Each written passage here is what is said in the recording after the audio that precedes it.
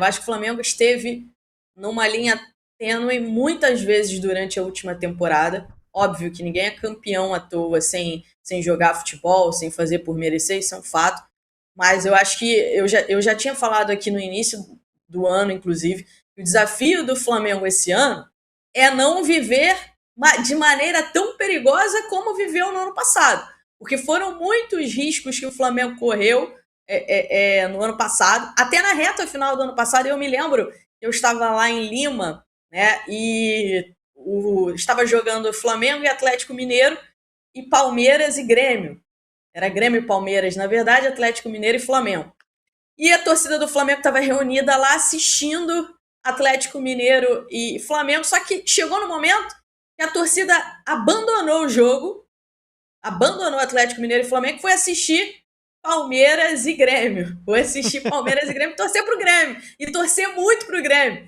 E aquele momento ali foi um momento muito marcante na temporada de Flamengo e Palmeiras, o momento que antecedeu a final da Libertadores, né? Porque a escolha do Abel Ferreira foi não levar o time para Porto Alegre para jogar aquele jogo. E, coincidentemente, o Palmeiras começa ganhando aquele jogo e o Flamengo começa perdendo aquele jogo contra o Atlético Mineiro. E o que se falava em Lima naquele dia, naquela noite, era o seguinte: acabou tudo.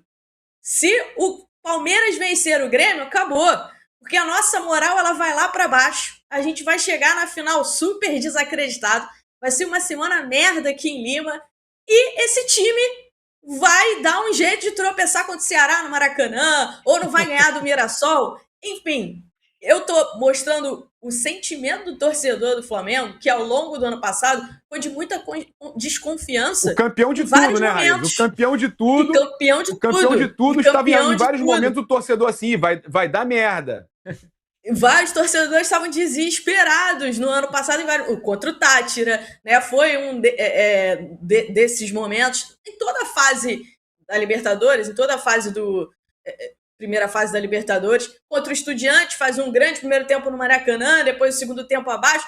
Todo mundo temeu a eliminação lá na Argentina, contra o Racing, a mesma coisa. Então, por que eu estou falando isso? Porque eu acho que o desafio do Flamengo esse ano, ele é muito maior do que o ano passado, porque ele manteve o elenco, ele se reforçou, ele investiu muito, ele se reforçou, e aí está o ponto de cobrança também do presidente. O presidente deixou muito claro que manteve o elenco, que reforçou o time, e que o futebol hoje está muito aquém do que deveria estar. Então eu falo, o desafio do Flamengo não é só competir esse ano, o desafio do Flamengo é competir, mas ter um desempenho, né, acima até do desempenho em termos de ter um futebol mais vistoso. A gente falou aqui muito sobre a dificuldade que esse Flamengo, que tem muitos jogadores de qualidade, tem de construir, de ser um time muito dependente da pressão pós-perda e só.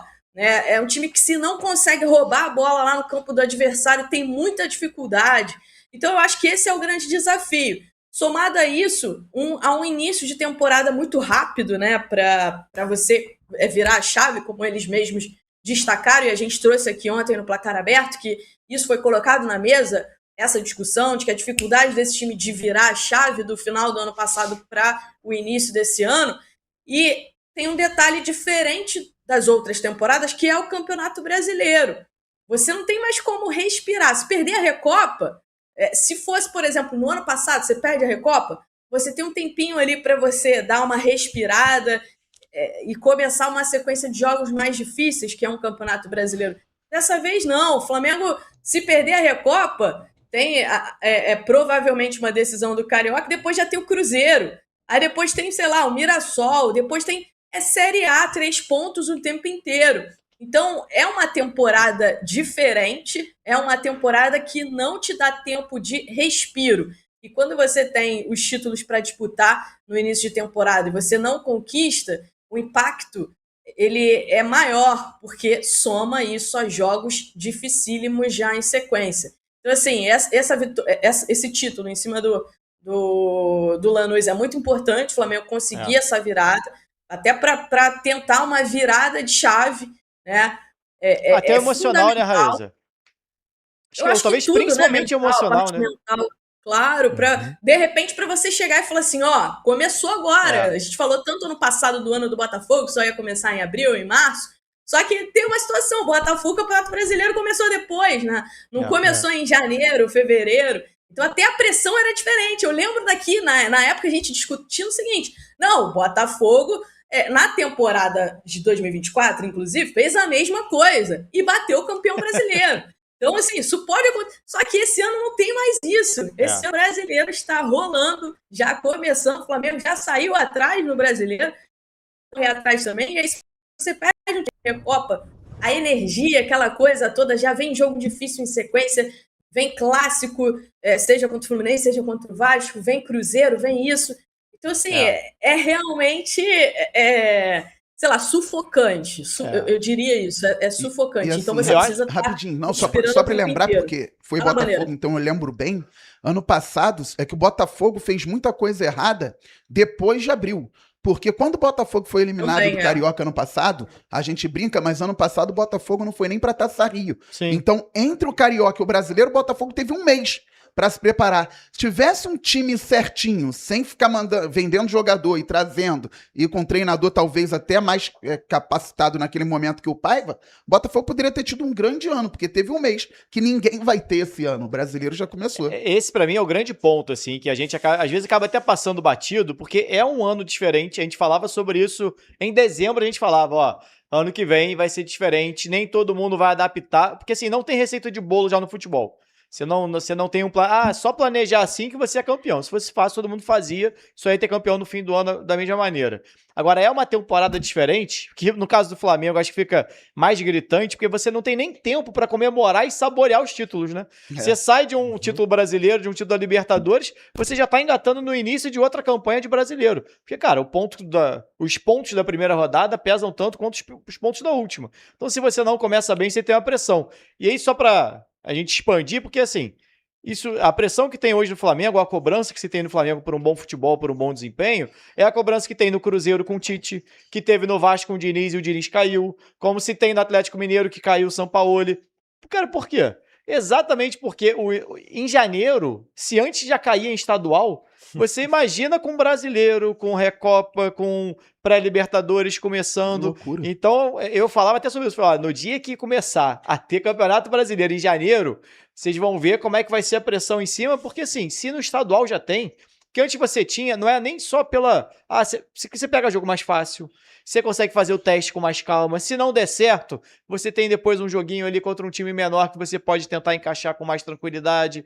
Agora não, amigo. Agora começou o ano, o resultado é pra ontem. Se você joga mal no Carioca, o Flamengo não fez um grande jogo contra o Madureira. 3-0 Flamengo. Se você faz isso por 3 meses e você tá ali equilibrando, tá rodando elenco, tá tudo tranquilo. Quando você chega pra valer, você tá com o time ali mais na ponta dos cascos. Agora é uma pressão, eu acho que sim, exagerada, mas não é, se a gente for olhar como se a gente estivesse em março ou em abril do ano passado, é a pressão que os treinadores recebem em início de Campeonato Brasileiro. Sim. Então, só que tá tudo muito embolado. Eu acho que, naturalmente, quem planejou, os clubes que fizeram o planejamento, é uma temporada nova para eles, e para o torcedor também porque você chega em fevereiro já mudando um monte de treinador, com uma cobrança muito grande, certo ou errado, exagerado ou não, e aí até entro num ponto que o Papa falou e para mim tá muito correto, essa questão da cobrança que tem sido pauta, né? Que estão cobrando muito, vaiaram o Coutinho, xingaram o Diniz, cobraram os torcedores do Flamengo, time sem vergonha. Cara, aí até tá falando isso hoje mais cedo no meu canal, na live que eu tava fazendo. Futebol é passional. A relação que se tem entre consumidor e produto é totalmente diferente de qualquer outra relação de mercado que você vai ver. Então, o que faz jogador de futebol ser milionário, e são milionários, obviamente a gente está falando da Série A, a gente não está falando da Série C do Carioca, é diferente. Mas a Série C do Carioca eu sei que não são milionários. você sabe que... Nem os jornalistas que cobrem, você pode ficar tranquilo. O jogador que vira jornalista também não. Mas esse pessoal, eles vivem da paixão do torcedor. É exatamente porque tem isso. Não é que o torcedor é apaixonado e dá dinheiro, mas ele consome. O pessoal que está acompanhando a gente aqui, tem 1.500 aparelhos acompanhando a gente no YouTube agora, porque as pessoas são apaixonadas pelos seus clubes. E, naturalmente, a paixão é extremo. Quando não tá bem, amigo, é vaia, é isso. Você falou sobre isso, né? E recentemente o Samuel Lino ele deu uma entrevista, o torcedor até pegou um pouco no pé dele, porque ele disse que a pressão no Flamengo ela é muito exagerada, que é uma pressão muito acima do tom, enfim. E você falando sobre isso, o Samuel Lino ele chega no Flamengo, né? Ele faz ele entra naquele primeiro jogo contra o Atlético Mineiro e era um contexto muito favorável para ele, inclusive. Poucas pessoas lembram que o Atlético não estava nem jogando com um lateral ali, então ele teve muito espaço por ali naquele jogo. E foi aquela coisa toda. Alguns dias depois ele foi convocado para a seleção brasileira. E muita gente falou: olha, tá vendo? O Flamengo. E de fato isso acontece para o bem e para o mal. Então, o atleta, obviamente, né, que veste a camisa do Flamengo, que veste a camisa de grandes times aqui no futebol brasileiro, eu sei que é difícil, mas ele precisa também estar preparado para quando as críticas, as cobranças, elas chegam, porque quando os elogios vêm, e especialmente o Flamengo, a gente sabe que tem um clamor muito grande, a torcida do Flamengo é uma torcida que vive de forma muito intensa o momento bom e vive também de forma muito intensa o momento ruim, isso tem o seu lado bom, o seu lado ruim, até para o próprio atleta, mas quando a coisa é boa, acontece o que aconteceu. Ele acabou sendo convocado para a seleção brasileira com aquele clamor daquele momento ali. Então, assim... O jogador, ele quer o bônus, né? E não quer o ônus. Preparado. Assim, eu também quero no meu trabalho. Eu também, todo mundo quer. Mas entre o que a gente quer e a vida real, a vida adulta, ela tem uma diferença muito grande. O Felipe Luiz não reclamou na última coletiva.